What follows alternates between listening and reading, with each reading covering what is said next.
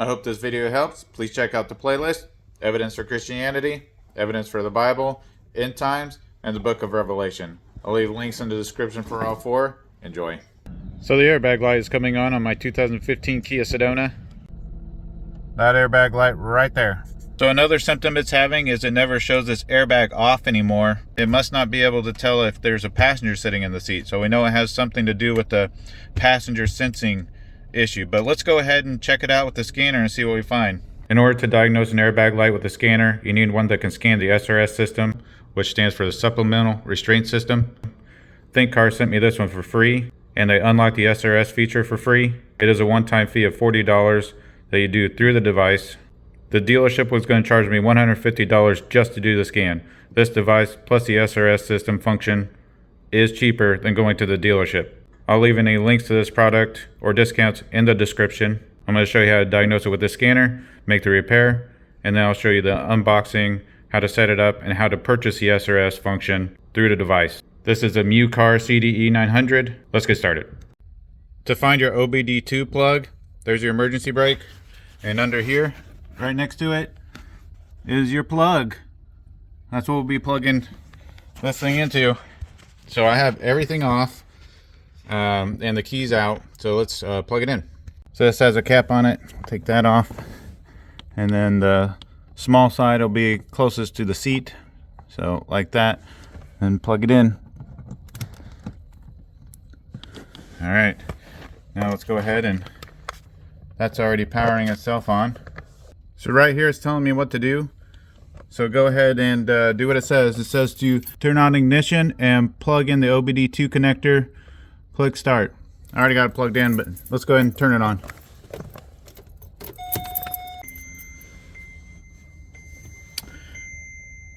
And start.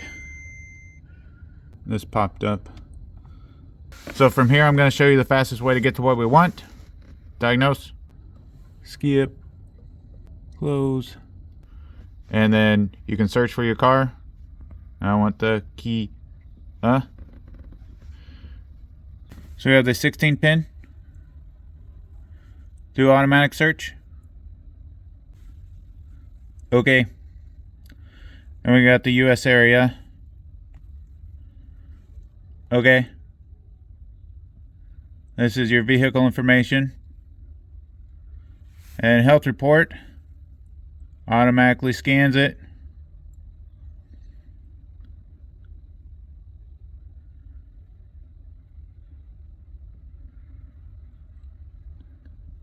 There you can see my airbag events. Then I got this OCS event.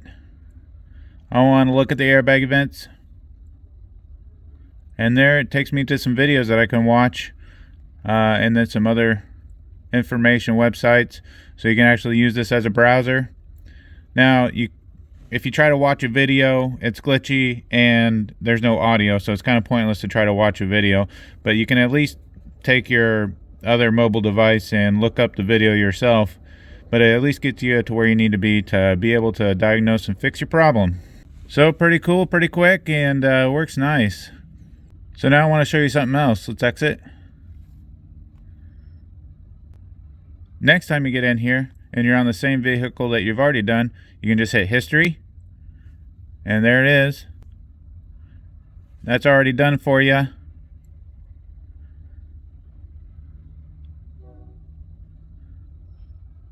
And then you're back here again and you can hit health report.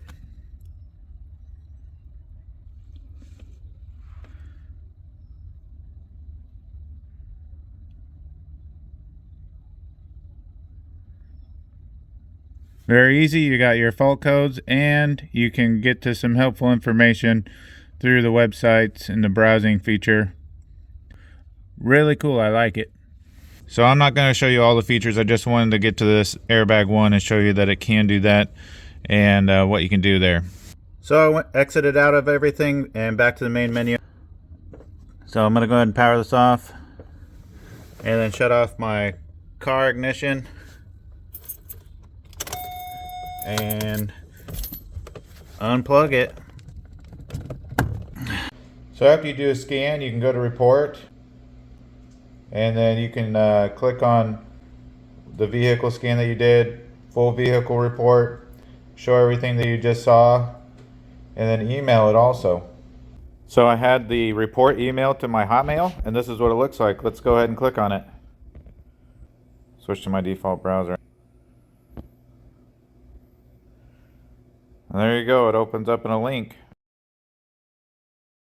And here's the 3 events that I have. Airbag, code B1490, the OCS B1764, and this was just a repeat of the 1490. So I'm going to do some research on this and see what I come up with. So I did some research on these 2 events here, and it looks like it has something to do with the passenger side, the sensing of the passenger for the airbag system. Right now I'm looking underneath the passenger seat from the front side. One of the more common problems is one of these electrical plugs either coming unplugged or making a poor connection because it's not plugged in all the way. And one thing I do is take this umbrella out from under here and shove it back under here whenever it starts raining, and that could definitely snag one of these and cause them to have a poor connection. So go through all these connections under here and just make sure that they're in all the way. And there's also something right back there. Now I'm looking underneath from the back of the passenger seat. Just make sure all these connections are good, not loose. Under here.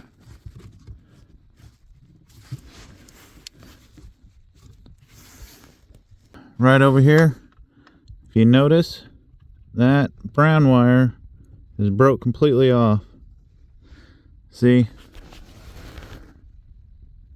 It is not connected anymore.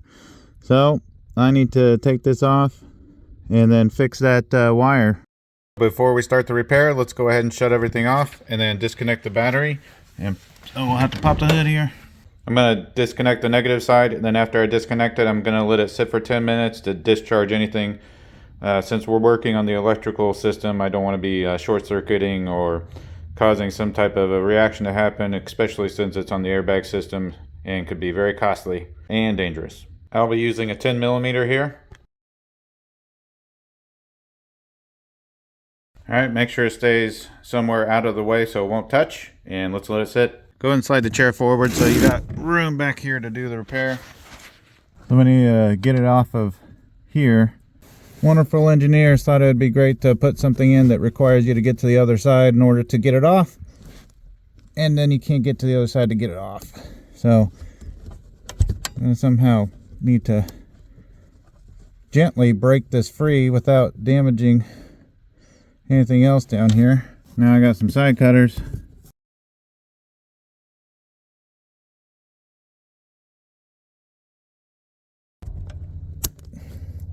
There we go.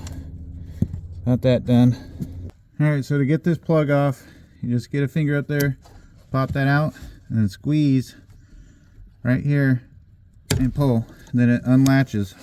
So it'd be nice to have a little more slack. There's another one of these further back here, and in order to really see that, there's these bungee straps. So as you can see, this bungee strap is just hooked right here on that. You're gonna unhook it, take it off, and there's a second one over here.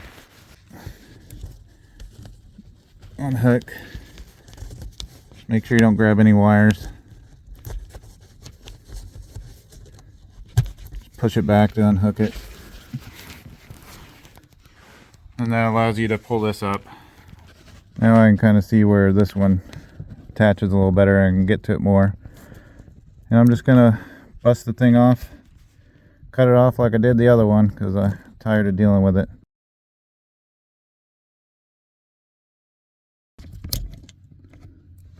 Got it. So I just hooked this flap up there on the netting. Now we have our wire that we need to fix. Well, unfortunately the wire broke right there where the shrink tubing is, and the shrink tubing is glued, and it's gonna be a pain in the butt. So let's see if we can cut it back and get to enough of that wire to get it soldered back together.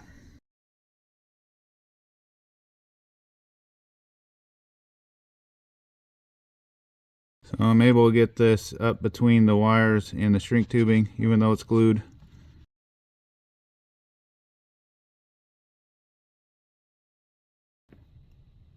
There's our wire. The glue on this really wasn't that bad, it just makes it a little more stiff. There we go. Got access to some wire there. So now we're going to try to strip back the wire a bit, get these together, and then solder it. So I got my wire stripper set to 20 gauge. Just going to try to strip a tiny bit of the wire there, as you can see.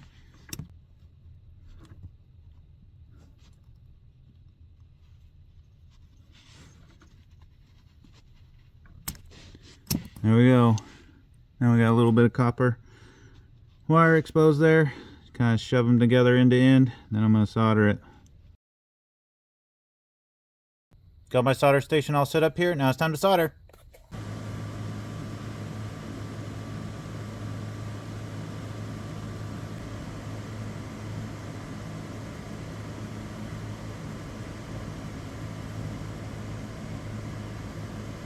There you go. It's soldered together. Not the prettiest job, but it does the trick. Let's get everything cleaned up, tape this up, plug it back in, and zip tie it up. To insulate it, I'm just going to take a piece of electrical tape and then put it up through here between the wire and the other wires, just like that. Now I'm going to pinch it together.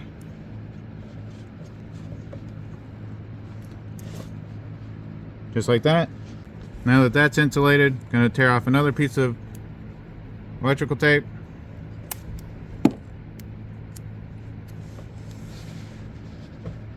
And I want these to kind of stay spaced out, so I'm not going to just wrap it and crunch them all together. I'm going to just do this, kind of leave it in a flat pattern, not all bunched up. There you go, just like that. Fully insulated. Now let's go plug it back in and hang it up with some zip ties. Make sure when you're plugging it back in, your wires aren't all twisted. So get it to where it's just laying straight so that there's less stress on those wires because they're fragile.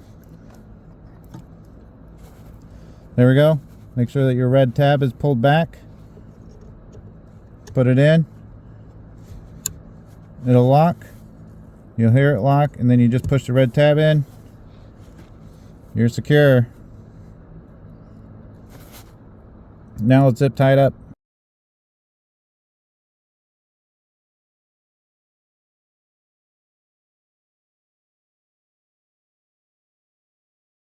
There we go.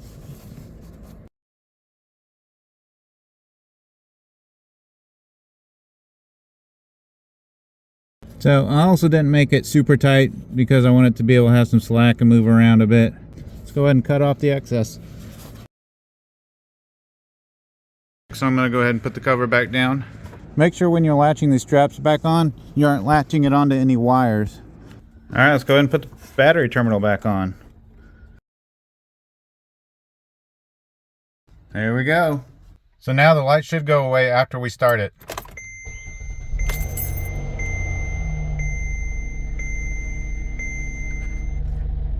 Bing. There we go, it just flashed back and then went away. Bingo, we got it fixed. And look, the passenger airbag off light returned. Now I'll show you how to clear the codes. And back to this window, let's go ahead and clear DTC. Yes.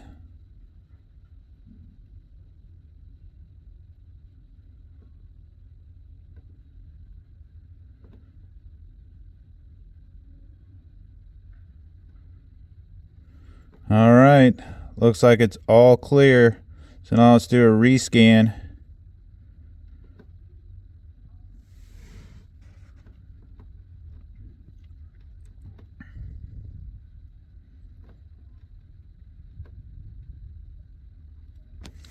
All right, everything seems to be okay for right now. We'll run the car for a while and see if everything stays okay. I went to the link that they gave me, and they already had the device marked down 23%, making it $99.90. And they have a $45 off coupon that you can click on there. And then the SRS system for the airbags that you can unlock is only $40, and it's a one-time fee. So this makes it far cheaper than taking it to the dealership to get the code scanned. I've shown you that the SRS function works and how to use it. Now I'm going to show you the unboxing and how to set it up and how to get the SRS function unlocked by that one-time purchase. So let me show you that. OBD2 scanner. It's the MU-Car CDE 900. So here it is out of the box. You got your scanner with the cable for the OBD2. Got a USB to USB-C cable, and then your instructions. So I plugged it in to charge it, and it booted up. Let's go ahead and go through this process in English. Now I want you to go ahead and connect to your Wi-Fi so it can do updates. Alright, I'm connecting my Wi-Fi. Just hit the back button. Okay. So now I'm going through the setup of this thing.